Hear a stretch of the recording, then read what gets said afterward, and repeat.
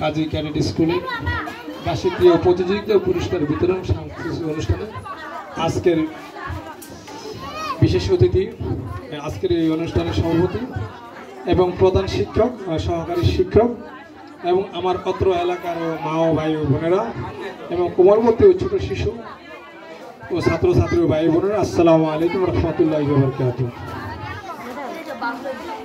আসলে কি আমি একটু সংক্ষিপ্ত বক্তব্য দেবো, আমার আরেকটা অনুষ্ঠান আছে, আপনারা যদি ইয়া করেন কথা বলা যাবে না।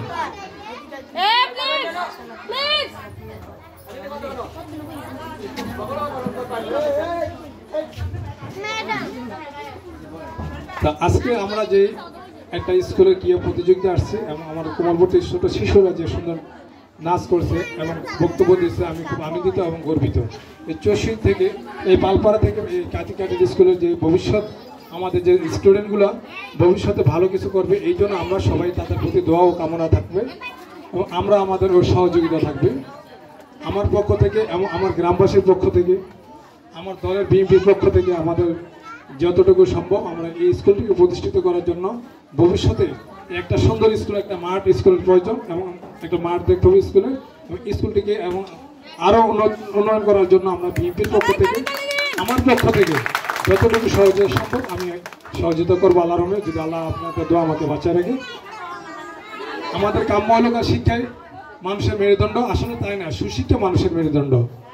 তা আমরা সুশিক্ষিত প্রতিটা ছাত্রকে, আমরা প্রতিটা মা বাবা, প্রতিটা তাদের বাচ্চাদের জন্য কর্তব্য, যত কষ্ট করবেন মানুষের সুখে ভোগী সুখ, ত্যাগী সুখ, ভোগের সুখ নয়, যত ত্যাগ করবেন বাচ্চাদের জন্য আপনাদের ততই আপনারা আনন্দিত হতে পারবেন ভবিষ্যতে।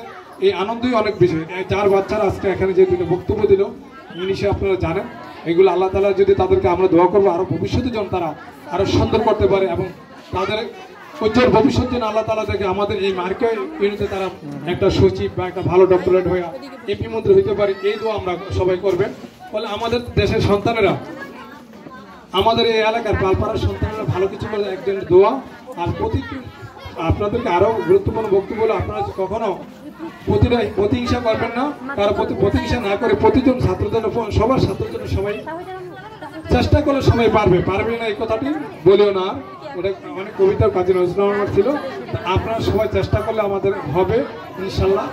আর আপনাদের কাছে বললাম, ওই যে আমার আগে বলে গেছে নাসির প্রধান, যে স্কুল চালাইতে হলে তাদেরকে বেতনটা হলো কেন প্রায়োরিটি প্রথম দিতে হবে আপনাদের সবাই, যে আপনারা যারা এখানে গার্জিয়ান আছেন আপনারা সবাই যে সামান্য একটু বেতন 200, 300, 500 টাকা, আর ইচ্ছা করলে সবাই উপায় হয়।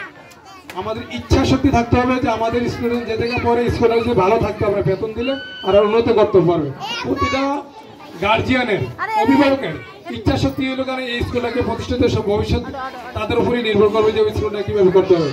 আর শিক্ষক শিক্ষিকাদেরকে আমি অনুরোধ করবো, আপনারা আপনাদের শিশুর মতো দেখে আপনাদের তারকে শিক্ষার যে মূল কাঠামোগুলো আপনারা দেখবেন, অবশ্যই আপনাদের শিক্ষা প্রতিষ্ঠান এবং মার্কে নির্মিত শ্রেষ্ঠ হইতে পারবে।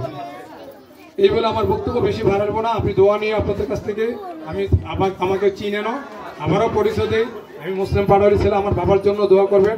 আপনাদের কাছ থেকে আমিও আমার ভবিষ্যতে চেয়ারম্যান নির্বাচন আসতেছে, আপনারা যদি সবাই দোয়া করেন আমি চেয়ারম্যান করার আশা ব্যক্ত করে আপনাদের কাছে আজকের মতো বক্তব্য শেষ করি। বাংলাদেশের জিন্দাবাদ, বাংলাদেশ জাতীয়তাবাদী দল জিন্দাবাদ, ডক্টর খন্দকার মোশাররফ হোসেন জিন্দাবাদ, ডক্টর মারুফ হোসেন জিন্দাবাদ। আসসালামু আলাইকুম ওয়া রাহমাতুল্লাহি ওয়া বারাকাতুহু।